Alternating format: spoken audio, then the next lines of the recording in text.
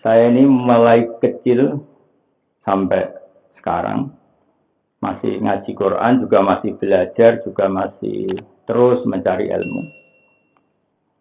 Di antara cara-cara Allah untuk menjelaskan manusia itu pakai al-amsal. Al-amsal itu maknanya analogi yang mudah difahami manusia.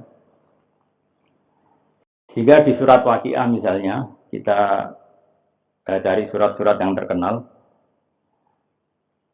Allah itu dengan sangat mengharukan, padahal Allah adalah Tuhan. Jadi dengan sangat mengharukan ngendikan nahnu khalaqnakum falaula tusaddiqun.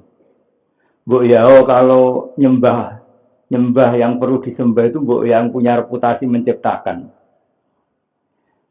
Intinya Allah itu ingin mengajari kita. Pertama Allah cerita tentang kualifikasi jadi Tuhan. Itu Allah sangat fair sekali. Kita misalnya baca di awal juz 26. Allah mempersilahkan orang berpikir terbuka. Sampai Allah ngendikan, Kul ara'aitum ma tad'una min dunillah, aruni madza khalaqu minal ardi am lahum syirkun fis samawat. Oke, Anda silahkan mempertuhankan selain saya, kata Allah. Oke, Anda silahkan mempertuhankan selain Allah. Tapi aruni madza khalaqu minal ardi. Lalu yang kalian pertuhankan itu reputasinya apa? Ketika langit diciptakan. Aruni madza khalaqu minal ardi. Orang-orang yang kalian tuhankan itu reputasinya apa ketika bumi saya ciptakan? Misalnya orang kafir Mekah menyembah Lata, Uzza, Hubal. Apa mereka ikut menciptakan bumi? Orang Mesir dulu menyembah Fir'aun. Apakah Fir'aun ikut menciptakan bumi yang lahirnya saja di bumi? Sehingga terus dengan kesadaran-kesadaran itu orang akan kembali ke Allah Subhanahu wa taala. Jika dalam cerita-cerita di tafsir, salah pahamnya Fir'aun itu belum sembuh atau tidak mau sembuh. Ketika Nabi Musa ditanya, Wama Rabbul Alamin. Lalu Tuhan semesta alam itu siapa Musa? Nabi Musa menjawab, Rabbus samawati wal ardi, yang nuhani langit dan bumi. Itu Fir'aun masih bisa ngeles begini. Soal bumi kata Fir'aun, Ma'alim tulakum min ilahi ghairi. Setahu saya jalan-jalan di mana-mana dituhankan saya. Karena pas itu Fir'aun penguasa Mesir. Nah soal Tuhan langit kata ini yang paling parah dari Fir'aun. Juga bahaya bagi kita. Saya ulang lagi juga bahaya bagi kita. Dia bilang ke Haman. Haman itu arsitekturnya Fir'aun yang bagian nangani bangunan. Ya Haman ibnili sorhal la'ali abdul asbab. Haman saya bikinkan piramida yang setinggi-tingginya. Saya mau naik ke sana. Kemudian saya ingin melihat Tuhannya Musa. La'ali attali'u ila ilahi Musa. Saya akan melihat Tuhannya Musa. Apa betul ada di langit? Nah, ini sama-sama repot.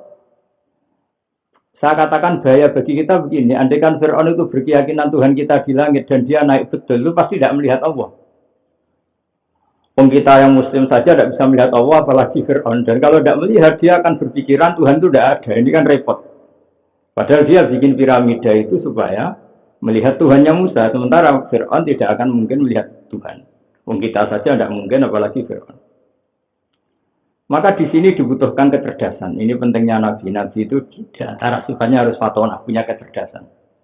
Sidik, amanah, tabligh, fatonah. Jadi definisi Tuhannya langit dan bumi itu Fir'aun masih nggak mau sembuh dari kesesatannya.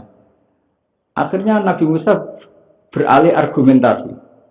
Dan itu cukup menyudutkan Fir'aun. Yaitu dengan mengatakan Rabbukum wa Rabbu abaikumul awwalin. Yaitu yang menuhani kamu dan yang menuhani leluhur kamu.